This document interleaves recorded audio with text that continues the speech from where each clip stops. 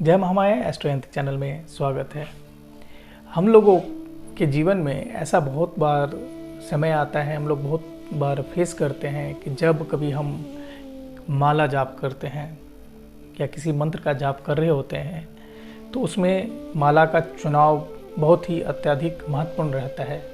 जैसे कृष्ण का जब हम जाप करते हैं तो नीम हो गए, उसके बाद हम तुलसी की माला पे आते हैं, वहाँ पर हम धीरे धीरे बढ़ते हैं।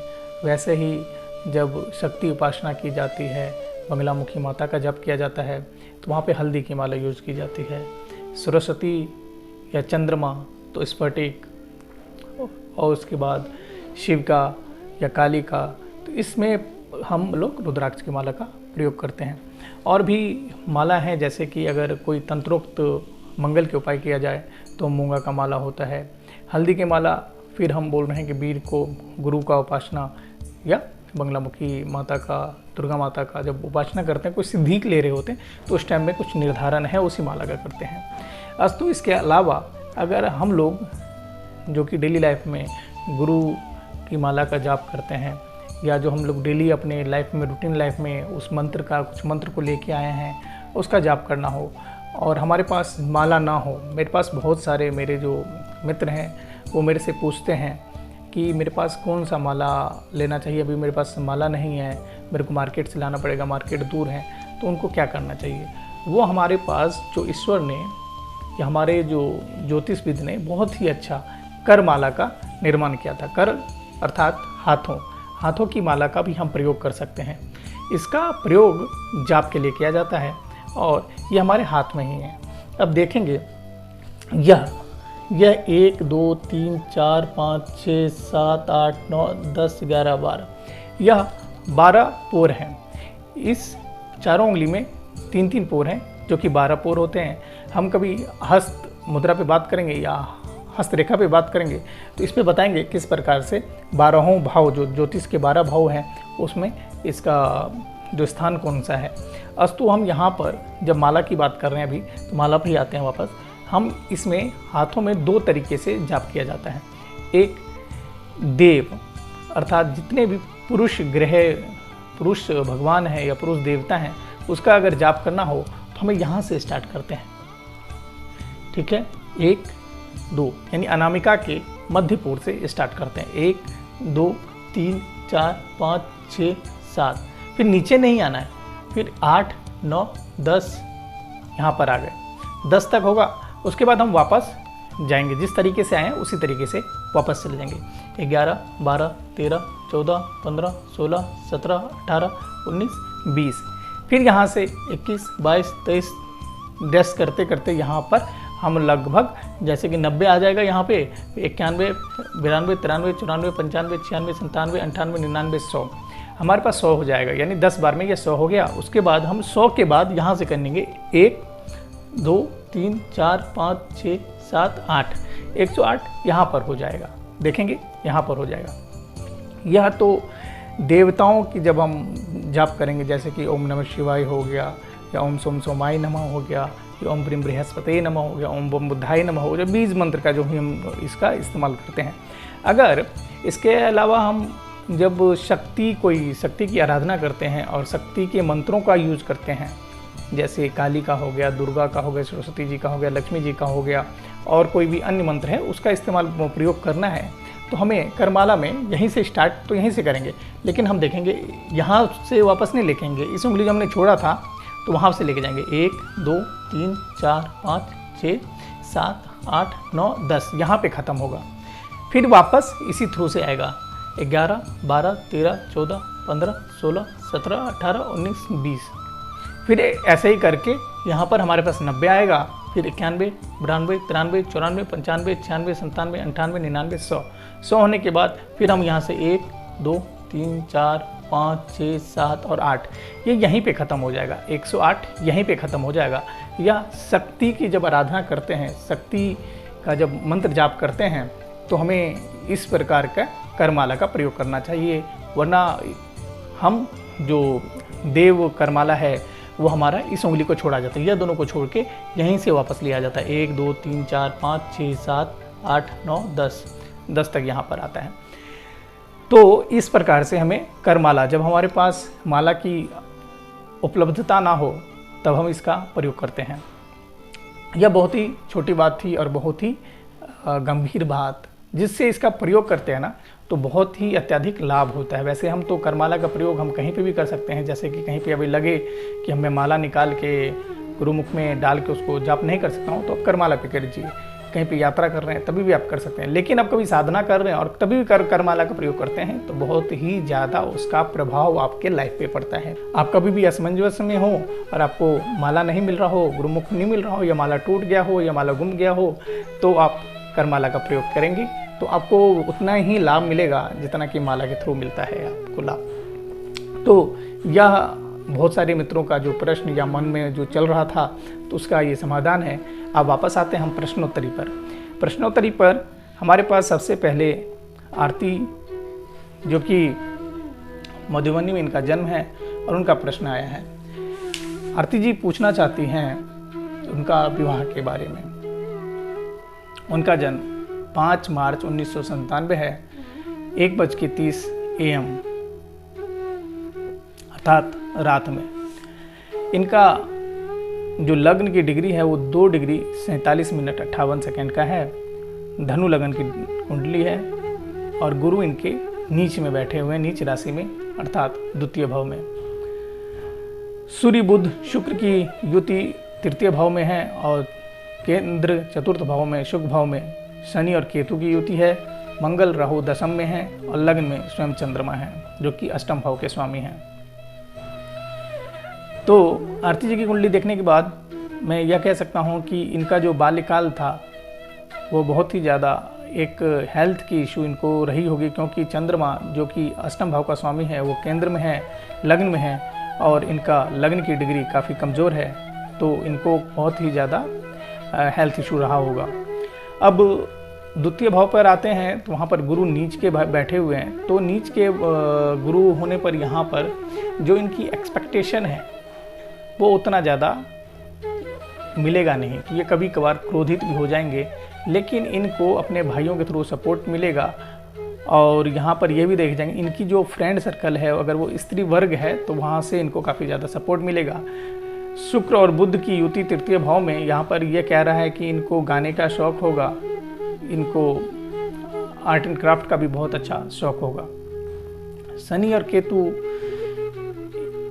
यहाँ पर यह कह रहा है कि इनको 26वें वर्ष में मंगल इनके चतुर्थ भाव को देख रहा है जो कि राहु के साथ हैं, तो 26वें वर्ष में इनको भाग्योदय होगा।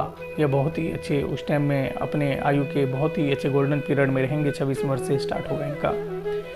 मंगल राहु है तो यहाँ पर मदर को परेशान दिखता है मेरे को, मदर को नर्व से रिलेटेड प्रॉब्लम, और इनको भी यहाँ पर दिखता है शनि और चंद्रमा, शनि चंद्रमा को दशम दृष्टि से लग्न पर देख रहे हैं, तो यह भी कभी कभार बहुत ज़्यादा ही सोचने लगते होंगे। अस्तु हम वापस इनके विवाह पर आते हैं। तो विवाह का योग इनके लिए वैसे तो जुलाई के बाद बात बनेगी, लेकिन अच्छा जो चलेगा उनका सितंबर 2021 से विवाह के लिए काफ़ी ज़्यादा प्रबल तो नहीं बोल सकते, लेकिन काफ़ी इनके घर में बात चलनी चाहिए यहाँ पर इनका इस साल सितंबर 2021 से विवाह के लिए रिश्ता भी आएंगे इनके पास, तो वहाँ पे देखना चाहिए। और 2022 सितंबर तक रहने चाहिए। अगर यहाँ तक विवाह होता है 2000 सितंबर तक तब ठीक है, अन्यथा इनका विवाह का जो फिर योग रहेगा वो 2025 अप्रैल मई के आसपास रहता है, तब वहाँ पर इनके विवाह के योग बनते हैं। तो आरती जी को आपको करना क्या है, आपके गुरु कुंडली में नीच के हैं तो गुरु को स्ट्रॉन्ग किया जाए। जब गुरु को स्ट्रॉन्ग करते हैं तो आपका भाग्योदय भी होगा और आपके कर्म भाव से भी होंगे, कर्म भाव में भी अच्छा रिजल्ट मिलेगा और आपकी हेल्थ भी काफ़ी अच्छी रहेगी। तो आप अपने से बड़े की आदर करें। साथ में आपको गुरुवार को केले के पौधे में चने का दाल जो कि भगवान विष्णु को अर्पित करना चाहिए, और यहाँ पर गाय को गुड़ रोटी आप दीजिए खाने को, तो आपका गुरु बहुत ही ज़्यादा प्रबल होंगे, तो आपकी हेल्थ इशू भी काफ़ी ज़्यादा अच्छा होगा और विवाह के लिए भी बात बनेगी। अब हमारे पास जो द्वितीय प्रश्न है वो प्रवेश शाह का है। प्रवेश शाह जी महाराष्ट्र से हैं और उनका प्रश्न है कि वह उनका जो लाइफ है यानी अर्निंग सोर्सेज कैसा रहेगा, वह किस क्षेत्र में काम करेंगे तो उनके लिए ठीक रहेगा। प्रवेश शाह जी का जन्म 2 सितंबर 1996 है, 12:16 दोपहर को है, सोलापुर, महाराष्ट्र। प्रवेश शाह जी, आपका जो लग्न है वो वृश्चिक है और सूर्य आपके 10वें भाव में है। सूर्य उच्च राशि में राहु के साथ है। शनि और केतु आपके 5वें भाव में हैं। शुक्र और मंगल आपका नीच 9वें भाव में शुक्र के साथ स्थित हैं। गुरु वक्री आपके 2 हाउस में स्वराशि के हैं। चंद्रमा आपके 6ठे भाव में शत्रु भाव में है। यहाँ पर यह दिखाता है कि आप एजुकेशन में आपका एक बार रुकावट आएगी। अगर आप वहाँ से संभल जाते हैं तो फिर आप में बहुत ही ज़्यादा हायर स्टडी करेंगे और आपके पास 2 या 3 भाषाओं का ज्ञान होगा, विदेशी भाषाओं का ज्ञान होगा और आप में जो कार्य करने की जो प्रबलता है वो व्यवसाय का ही है। व्यवसाय आप बहुत अच्छे से कर सकते हैं और आपको व्यवसाय में भी एक बार ऐसा काम करेंगे जिसमें आपको पूरा व्यवसाय बंद करना पड़ेगा। और साथ में सूर्य की स्थिति 10वें भाव में यह दिखाता है कि आपको राजनीति में भी सफलता प्राप्त होंगे। आपके जो वर्चस्व है वो राजनीति में भी अच्छा है ये आपका। लेकिन यहाँ पर शुक्र और मंगल, जो कि मंगल आपके 9वें भाव में है, नीच का है, तो वहाँ पर आपको थोड़ा बहुत ध्यान देने चाहिए। और अगर यहाँ पर आप ध्यान देते हैं तो आप अच्छे व्यवसायी बनेंगे, नो डाउट। आपके पास धन की जो आगमन है वो रुकेगा नहीं। धन आप में कुंडली में बहुत ही अच्छा है। आप अपने गुस्से को भी थोड़ा कंट्रोल कीजिए तो अच्छा रहेगा, क्योंकि आपको कभी कभार लगता है कि आपसे जो सीनियर या आपसे अच्छा कोई हो ही नहीं सकता। आप में बहुत ज़्यादा गुण है, वो आपको थोड़ा बहुत नकारात्मकता दिखाती है आपकी कुंडली में। शनि आपके 5वें भाव में है, वहीं नवांश में शनि उच्च के हैं। मंगल और शुक्र नीच के ही 10वें भाव में है। तो आपको ज़मीन से भी रिलेटेड फ़ायदा होगा या कुछ ऐसे कार्य जो कि आपको एक्सपोर्ट साइड से रिलेटेड हो गया, या आपको बाहर से दूसरे देश बोल सकते हैं या दूसरे राज्य से बोल सकते हैं, जहाँ पे संपर्क हो वहाँ पर आपका जो बिजनेस होगा वो काफ़ी ज़्यादा सटीक और अच्छा रहेगा। आपको मंगल का उपाय करना चाहिए। अगर मंगल का उपाय नहीं करते हैं तो कभी कभार आपको बहुत ज़्यादा ही लॉसेस होने की संभावना है। और माताओं का चरण छुएं तो ज़्यादा रहेगा, अच्छा रहेगा। माताओं का आशीर्वाद लें तो अच्छा रहेगा आपके लिए। आपको पेट से रिलेटेड समस्या रह सकती है, इसलिए आपको चाहिए कि राहु का थोड़ा शांत करें और चंद्रमा को स्ट्रॉन्ग करें। अगर क्योंकि यहाँ पर चंद्रमा भाग्य भंग का निर्माण कर रहा है, लेकिन कहीं कहीं भी ऐसा देखा गया है कि चंद्रमा जो कि आपके 6ठे भाव में होने के कारण भी आपको जो जिनका लग्नेश का मित्र है, मंगल के मित्र हैं और मंगल स्वयं लग्न में है, तो वहाँ पर जैसे भी तैसे ही आप उधर से निकल जाएंगे। आप शत्रु होंगे लेकिन आप शत्रु पे परास्त करके, शत्रु पर विजय प्राप्त करके आप आगे बढ़ेंगे। तो इसके लिए आपको डेली लाइफ में चंद्रमा को स्ट्रॉन्ग करने की आवश्यकता है। भाइयों का सपोर्ट आपको बहुत ही मिलेगा, अच्छा मिलेगा। और थोड़ा सा आप में कैरेक्टर में, या बोल सकते हैं कि आप अपने आप में थोड़ा संयम रखें तो आपके लिए सही रहेगा, क्योंकि आपकी जो 9th हाउस में चंद्रमा मंगल और शुक्र की युति है वो आप में संयम को असंयमता में बदलता है।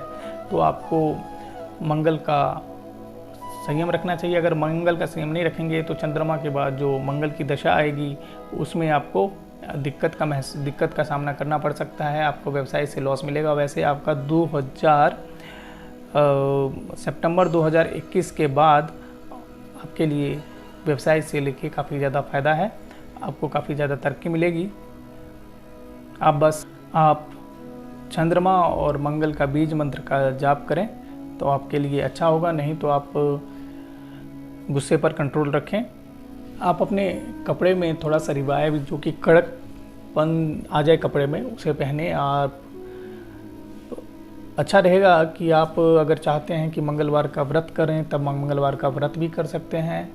और पुखराज धारण करना है तो पुखराज भी धारण कर सकते हैं, नहीं तो चंद्रमा और मंगल का बीज मंत्र का जाप करें तो आपके लिए करियर वाइज आपके लिए बहुत ही अच्छा रहेगा। आप धार्मिक प्रवृत्ति के होंगे नो डाउट, और आप में या एस्ट्रोलॉजी या कुछ ऐसे गूढ़ विज्ञान गूढ़ रहस्य पर जानने या सीखने की इच्छा भी होगी, तो आप उपाय कीजिए, आपका करियर अच्छा रहेगा। हमारे पास अब तीसरी कुंडली आती है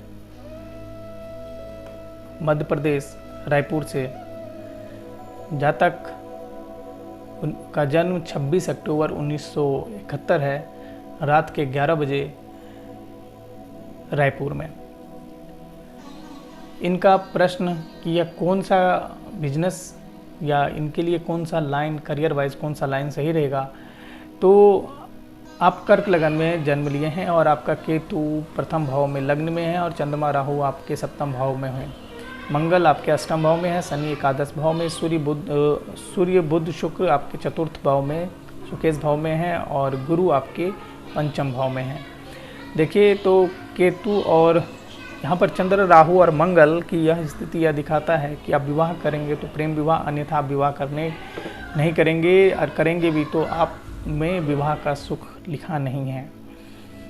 और सूर्य बुध शुक्र, सूर्य नीच के हैं यहाँ पर, तो इसका अर्थ यही है कि अगर आप पिता के साथ संबंध रखते हैं तो पिता की जो एज है वो कम होगा, अन्यथा पिता से आप दूर ही रहेंगे।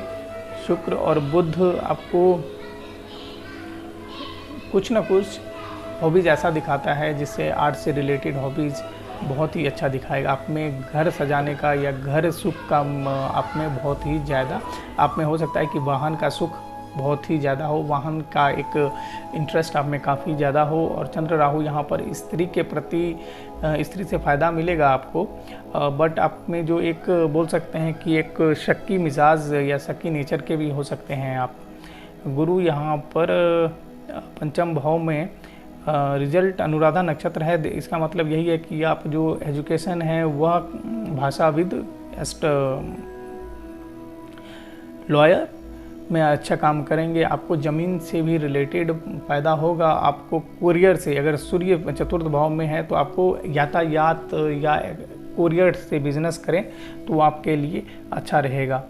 और आपका गुरु आपके पंचम भाव में है और जो कि आपके एकादश भाव को देख रहे हैं, शनि वहाँ पर खुद ही बैठे हुए हैं, स्वयं बैठे हुए हैं शनि।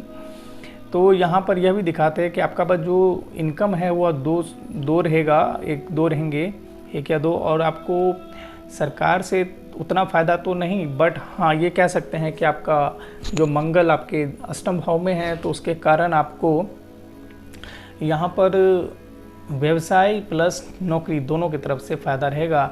अस्तु आप अगर व्यवसाय करते हैं तो थोड़ा और अच्छा आपकी लाइफ में रहेंगे। आपके पास वाहन सुख, घर सुख, भवन सुख इत्यादि है आपके पास। और गुरु की दशा में आपके पास 2 या 3 मंजिला मकान यहाँ पर दिख रहा है मेरे को, होगा आपके पास। और आपको शुक्र से रिलेटेड जाप करना चाहिए, वहाँ पर आपको फ़ायदा देगा। सूर्य के लिए आपको नमक का प्रयोग कम करना चाहिए, नहीं तो आप में एक कह सकते हैं कि चतुर्थ भाव में अगर सूर्य रहे तो हार्ट से रिलेटेड थोड़ी समस्या हो सकती है, हार्ट के बारे में आप चिंतित रह सकते हैं। तो हार्ट से रिलेटेड समस्या के लिए आपको थोड़ा सा नमक का प्रयोग कम करना चाहिए। आपको हो तो आप सूर्य सहस्त्र नाम और रविवार का व्रत कीजिए, आपके लिए फ़ायदा रहेगा। और शुक्र के लिए आप श्री सूक्त का पाठ करते हैं तो आपके लिए बहुत ही अच्छा रहेगा। चंद्र और राहु तो कभी कभार आप खुद ही परेशान होंगे, आप अपने लाइफ को लेके थोड़ा सा टेंशन हो सकते हैं, आपको करियर से लेके टेंशन हो सकते हैं। मंगल की दशा आपको उतना ज़्यादा अच्छा रिजल्ट या मंगल का अंतर्दशा उतना अच्छा रिजल्ट नहीं मिलेगा, तो थोड़ा बहुत अभी आप परेशान होंगे, क्योंकि आप में जो अंतर्दशा चल रही है गुरु में चंद्र में मंगल के बाद राहु आएगा, राहु के बाद गुरु आएंगे, तब जाके थोड़ा बहुत आपको रिलैक्सेशन मिलेगी। तब तक थोड़े से परेशान रह सकते हैं। आपको बस सूर्य और शुक्र की उपासना और उपाय करना चाहिए, बाकी ऑल ऑफ आपका कुंडली अच्छा है। मैं अब बात करता हूँ हमारे पास तीसरी कुंडली जातिका की है, जिनका जन्म 20 अगस्त 1992 सुबह 8:28 पर दिल्ली में हुआ है।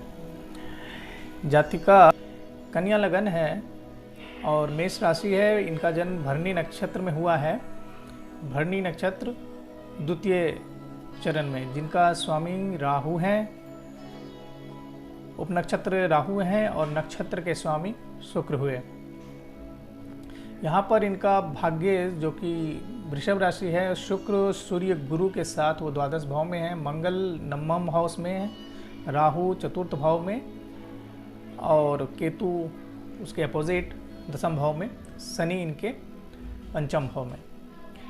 इनकी समस्या कि लग्न के स्वामी बुध हैं, वो बुध एकादश भाव में बैठे हैं पुष्य नक्षत्र में, और पुष्य नक्षत्र के स्वामी शनि हैं। शनि इनके पंचम भाव में बैठे हुए हैं और पंचम भाव से यह देख रहे हैं किस हाउस में, सप्तम हाउस में, द्वितीय हाउस में और यह एकादश हाउस में, जो कि डायरेक्ट देख रहे हैं बुध को। तो यहाँ पर देखेंगे एक चीज़ और, जो इनकी दशा चल रही है वो मंगल की दशा चल रही है। मंगल में राहु की दशा चल रही है। मंगल इनके 9th हाउस में बैठे हुए, नवम भाव में बैठे हैं और वह द्वादश भाव को देख रहे हैं, जहाँ पर द्वादश भाव में कौन से हैं, गुरु भी हैं। गुरु कौन से हाउस को देख रहे हैं, वो देख रहे हैं चतुर्थ भाव को, षष्ठम भाव को और अष्टम भाव को, जो कि छठा भाव किसका है, वो रोग का है, शत्रु का है और रिपेमेंट का है, लोन का है। और वहीं पर इनका जो कि अष्टम भाव है, अष्टम भाव किसका है, अष्टम भाव आयु का पे बात करते हैं, बीमारी पर बात करते हैं, गुड बीमारी पे बात करते हैं। और अष्टम भाव में कौन सी राशि, कौन सा ग्रह है, वहाँ पे चंद्रमा है। चंद्रमा कौन से ग्रह को डिपेंड करता है, तो अष्टम भाव में चंद्रमा किससे प्रॉब्लम देगा। देखिए अब सेकंड हाउस को देख रहा है, सेकंड हाउस के स्वामी कौन है, शुक्र है और यहाँ पे अष्टम भाव में है। अष्टम भाव अर्थात जो कि प्राइवेट पार्ट्स हो गए, किडनी हो गया, आपको एक्सट्रेटरी ऑर्गन होंगे, इन चीज़ों को प्रभावित करता है। और यहाँ पर द्वितीय हाउस को देख रहा है, जो द्वितीय हाउस के स्वामी हैं शुक्र, और शुक्र बैठे हुए हैं द्वादश हाउस में और वहाँ पे कौन है, गुरु भी हैं। गुरु चतुर्थ भाव, छठे भाव और अष्टम भाव को देख रहा है। वो छठे भाव के स्वामी किस हाउस पे बैठे हैं, वो पंचम भाव, यानी कि अपने से एक हाउस पहले बैठे हुए हैं, पंचम हाउस में बैठे हुए हैं। पंचम हाउस से वो सप्तम भाव को देख रहे हैं। सप्तम हाउस फिर यहाँ पर देख रहा है कि प्राइवेट पार्ट्स, अगर यहाँ पर प्रॉब्लम आ सकता है किससे, तो यूट्रस से रिलेटेड समस्या आ सकती है, गॉल ब्लेडर से रिलेटेड समस्या आ सकती है।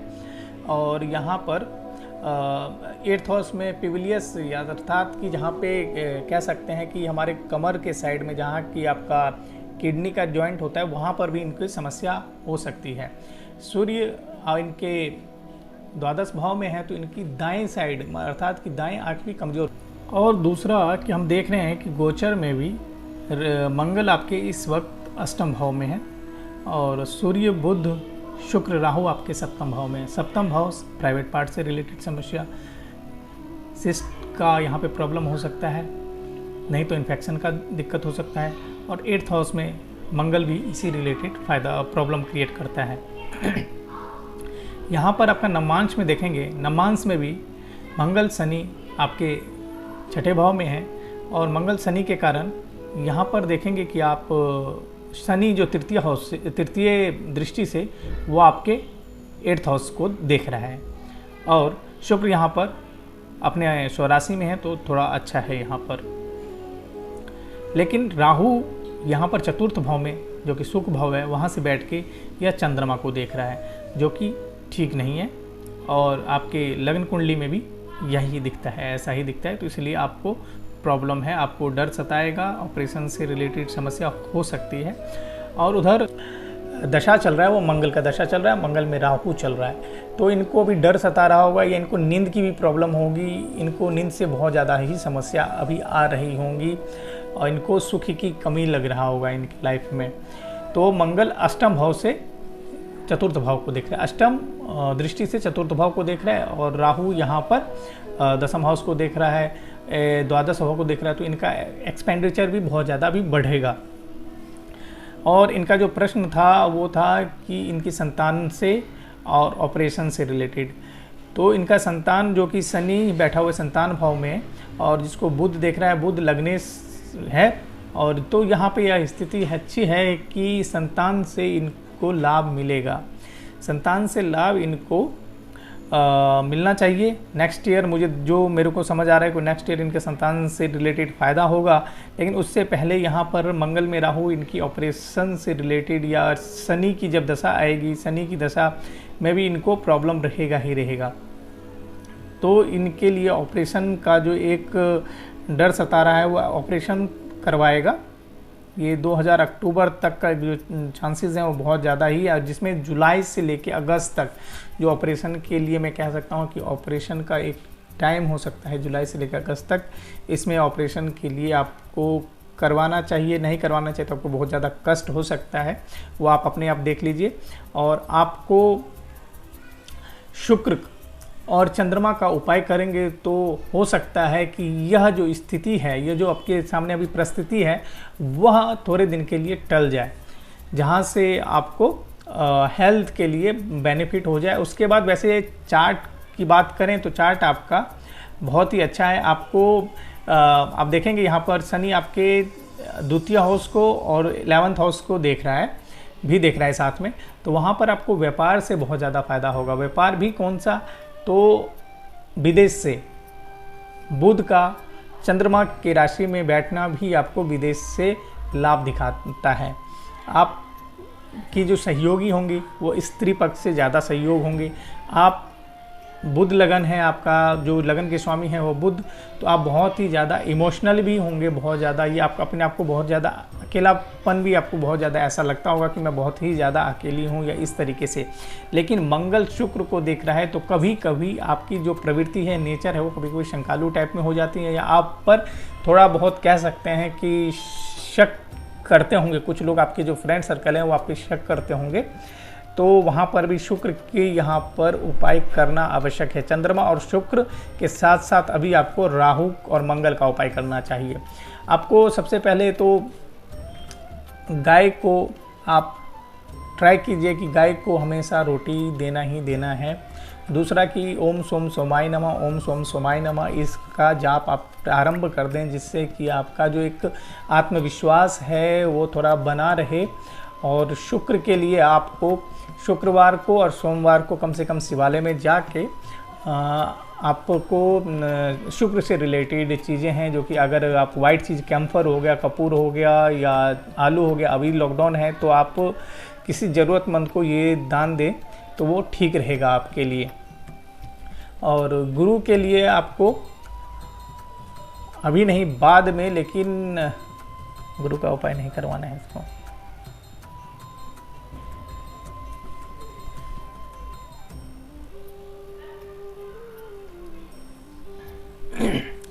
राहु नवम दृष्टि से द्वादश भाव को तो देख रहा है, लेकिन वहीं पे गुरु भी है, तो यह आपका हेल्थ से रिलेटेड समस्या बना ही रहेगा। उतना ज़्यादा आप बोलेंगे कि हेल्थ से बहुत ही ज़्यादा सेटिस्फेक्शन या संतुष्टि या एक डर का भावना है वो ख़त्म हो जाएगा, वो अभी नहीं रहेगा, अभी ख़त्म नहीं होएगा। वो मोस्टली आपकी लाइफ में बना रहेगा। इसके लिए आपको शुक्र का और चंद्रमा का जाप करते रहना पड़ेगा। शुक्र का ओम सुम शुक्राय नमः, इसका जाप आपको 16,000 करना है, और ओम सोम सोमाय नमः चंद्रमा का जाप आपको 11,000 करना चाहिए। और साथ ही आपको लॉकडाउन के बाद जब भी मंदिर खुले या अगर आपके पास हो तो शिवालय में आपको आलू, दही और कपूर यह हर शुक्रवार को चढ़ाना ही चढ़ाना है। साथ में अगर आपके लिए चिड़चिटे का पत्ता मिल जाए तो आपको 11 या 7 सोमवार चिड़चिटे का पत्ता शिवालय में चढ़ाना है, अर्पित करना है सोमवार अथवा शुक्रवार को। तो इससे आपका जो हेल्थ से रिलेटेड समस्या है वो काफ़ी ज़्यादा कम हो सकता है। जो आप परेशान हैं हेल्थ से लेके, वो काफ़ी ज़्यादा कम हो सकता है। बाकी ऑल ओवर आपका चार्ट अच्छा है, ग्रोथ काफ़ी अच्छी है। तो मैं अब वापस आता हूँ कि अगर आप लोगों के पास भी कोई प्रश्न हो, आप लोग भी कोई परेशानी से समस्या, आपका जो इस तरीके से परेशानी, हेल्थ से रिलेटेड परेशानी, या आप जॉब से या व्यवसाय से रिलेटेड या किसी भी अन्य रिलेटेड से समस्या हो और उसका समाधान चाहते हैं, तो आप अपना डिटेल आप कमेंट बॉक्स में या मेरे अन्य माध्यम से मेरे से संपर्क कर सकते हैं। मैं हफ्ता में 2 दिन आपके सामने आऊँगा और आपका जो प्रश्नों के उत्तर लेके आऊँगा, या अन्य कोई प्रश्न हो सुझाव हो तो कमेंट बॉक्स में कीजिए। तब तक के लिए धन्यवाद।